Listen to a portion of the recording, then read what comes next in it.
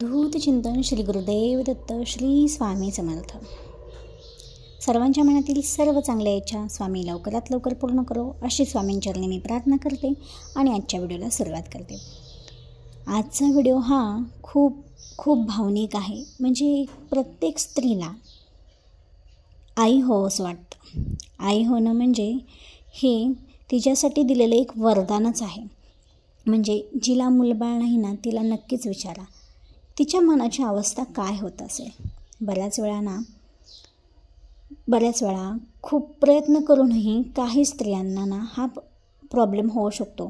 म्हणजे दवाखाना उपाय बरेच केलेले असतात, त्यांनी उपचार केलेले असतात आणि त्या उपचारांमध्ये ना त्यांना सांगितलेलं हे असतं की होणार आहे मूल, पण ते मूल काही होत नसतं त्यांना। मग त्यामुळे कोणते कारण असू शकतं त्यांना ते मूल न होण्याचं, असे बरेच विविध कारणं असू शकतात बरं का।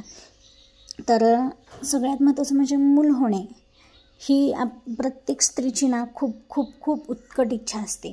एक स्त्री जेव्हा आई होते ना तेव्हा तिला ना जे सुख मिळतं ह्या जगात कुठलंच सुख आई ह्या सुखाला अडवू शकत नाही। म्हणजे आई होणं म्हणजे तिच्यासाठी इतकी ही मूळ भावना असते ना, खरंच म्हणजे तिला सर्व सुख मिळाल्यासारखं असतं बरं का आई होणे म्हणजे। पण बऱ्याच स्त्रियांना दवाखाना औषधोपचार मेडिकल बऱ्याच गोष्टी करतात, इतका लाखोंचा खर्च करूनही त्यांना मुलबाळ होण्याची शक्यता नसते। म्हणजे मुलबाळ होऊ शकतं पण तरीही होत नसतं। तर अशा बायकांसाठी, अशा महिलांसाठी, अशा स्त्रियांसाठी मी हा आज उपाय घेऊन आलेले आहे। तर फक्त एक विनंती करू इच्छिते, तुम्ही आजच्या व्हिडिओला एक लाईक अवश्य करा। ज्या स्त्रीला मूल होत नाही त्यांच्यापर्यंत हा व्हिडिओ नक्की पाठवा, नक्की शेअर करा। तुमची कोण बहीण असेल किंवा मैत्रीण असेल, कोणीही असेल नातेवाईकमध्ये, तर नक्की त्यांच्यापर्यंत हा व्हिडिओ शेअर करा।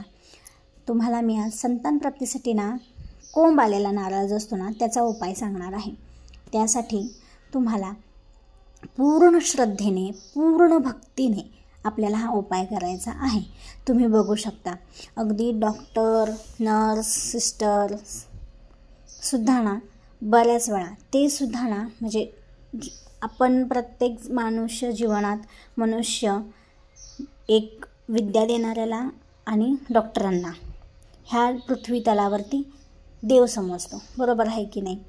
पण अगदीच त्यांच्याकडूनही नाही घडलं, म्हणजे सायन्सने सुद्धा जर घडलं नाही तर मग आपण एक चमत्कार होण्याची शक्यता बघत असतो। काहीतरी चमत्कार व्हावा आणि आपल्याला मूल व्हावं अशी इच्छा असते। त्यासाठीच मी आज हा व्हिडिओ घेऊन आलेले आहे। अगदी जास्त लांबण न लावता मी तुमच्यापर्यंत तो व्हिडिओ शेअर करते, ती महत्त्वपूर्ण माहिती शेअर करणार आहे। व्हिडिओला एक लाईक अवश्य करा। तुमचं लग्न किती वर्ष झाले आहे, म्हणजे किती वर्ष झाले आहेत तुमच्या लग्नाला ते कमेंट करून अवश्य कळवा। म्हणजे होण्याची शक्यता आहे की नाही नक्की मी सांगेन तुम्हाला। आणि हा उपाय तुम्हाला स्त्रीला मासिक धर्म येतो तर कोणत्याही स्त्रीने स्त्रीला मासिक धर्म आलेल्या 4थ्या दिवशी हा उपाय करू शकता। तुम्ही 7व्या दिवशी सुद्धा हा उपाय करू शकता। पण अडचण आल्यानंतर आपल्याला फक्त हा उपाय 9 दिवसापर्यंतच करायचा आहे।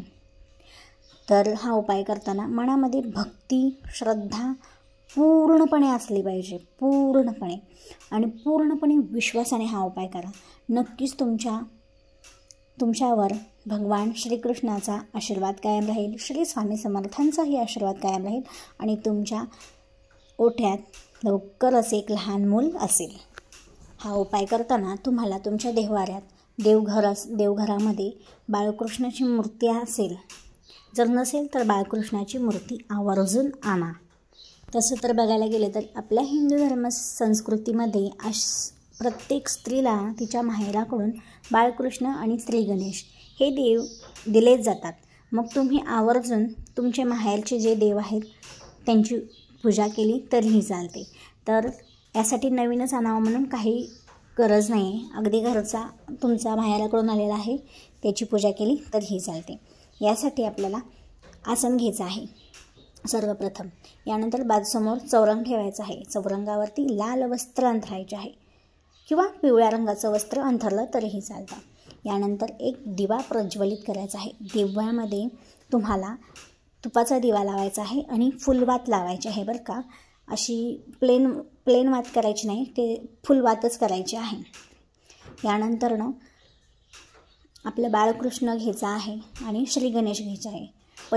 पंचामृत करून घ्यायचं आहे. पंचामृताने श्री गणेशाला स्नान घालायचं आहे.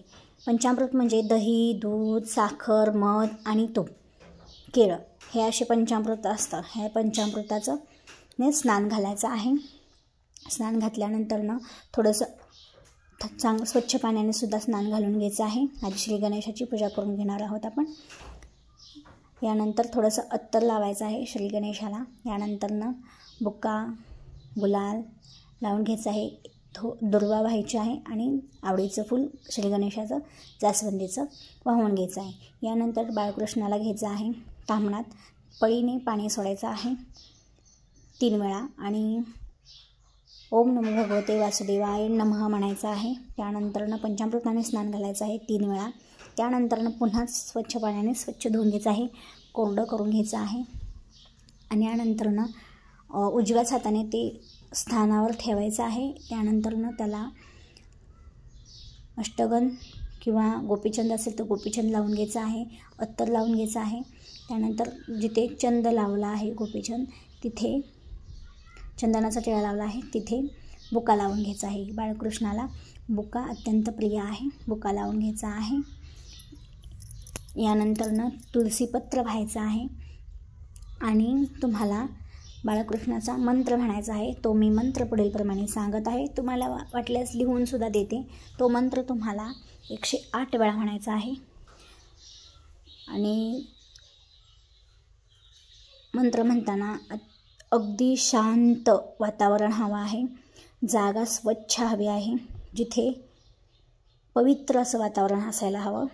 तरच तुमचं हे जे करताय उपाय तो सिद्ध होणार आहे. त्याचबरोबर जवळ बाजूला नारळ घ्यायचा आहे तुम्हाला. तो नारळ शक्यतो कोंब आलेलाच घ्यायचा आहे, कारण की कोंब आलेला नारळाचाच उपाय आपल्याला करायचा आहे. नारळ फक्त तिथे मांडायचा आहे, हळदी कुंकू त्याच्यावर वाहायचं आहे आणि तुम्हाला हा मंत्र म्हणायचा आहे 108 वेळा. तर पुढीलप्रमाणे आहे, मी खाली तुम्हाला लिहून देते, तो तुम्ही स्क्रीनशॉट काढून ठेवू शकता. व्हिडिओच्या शेवटीसुद्धा देते. आणि ह्या प्रकारे तुम्ही पूजा अवश्य करा, मनोभावे करा, विश्वासाने करा, तर त्याचे फळ तुम्हाला निश्चित मिळणार आहे. मंत्र आहे पुढीलप्रमाणे, ओम देवकी सुत गोविंद वासुदेव जगतपते देहि मे तनयम कृष्ण त्वामहम शरणगतः. हा मंत्र म्हणायचा आहे 108 वेळा. हा मंत्र आहे संतान गोपाल मंत्र. हा संतान गोपाल मंत्र नियमित पठण करायचा आहे. जर तुम्ही एकच दिवस पूजा करणार आहात, नारळ तर काही नेहमी आणणार नाही आहात, तर नारळ आणलेला तो दुसऱ्या दिवशी फोडायचा आहे आणि त्याच्यामध्ये जो कोंब आहे ना, जर तो कोंब लहान असेल तो डायरेक्ट त्या स्त्रीने गिळायचा आहे, न चावता, दाताखाली न चावता. तुम्हाला संतान प्राप्तीसाठी हा उपाय करत आहात तर तो कोंब न चावता तसाच गिळायचा आहे. हा उपाय अवश्य करा. हा कोंब गिळण्याचा उपाय एकदाच करायचा आहे. त्यानंतर तुम्ही हा मंत्र जर रोज म्हणलात 108 वेळा तरीही चालणार आहे, जोपर्यंत मूल होत नाही किंवा राहत नाही तोपर्यंत. पण मंत्र म्हणताना तुम्ही एक गोष्ट लक्षात नेहमी ठेवायची आहे, तुम्हाला जी जागा निवडताना ती योग्य निवडायची आहे, जिथे मन शांत आणि एकाग्र होईल अशाच ठिकाणी तुम्हाला मंत्राचा जप करायचा आहे. आणि मंत्राचा जप करताना एकवट अवस्थेत करायचं आहे, मन शांत एकाग्र ठेवून करायचं आहे. जर असं केला तर त्याचा प्रभाव लवकर होणार आहे आणि लवकर तुम्हाला संतानप्राप्ती होणार आहे. बरं, जाता जाता कमेंट बॉक्समध्ये जय श्रीकृष्ण लिहायला अजिबात विसरू नका. तुम्हाला लवकरच श्रीकृष्णासारखा मुलगा अवश्य होईल ह्या उपायाने. धन्यवाद. भेटू पुन्हा छान माहितीपूर्ण व्हिडिओ घेऊन. चॅनलवर नवीन असाल तर चॅनलला सबस्क्राईब करा, व्हिडिओला लाईक करा. त्याचबरोबर चॅनलवरील इतर व्हिडिओही नक्की पहा. धन्यवाद.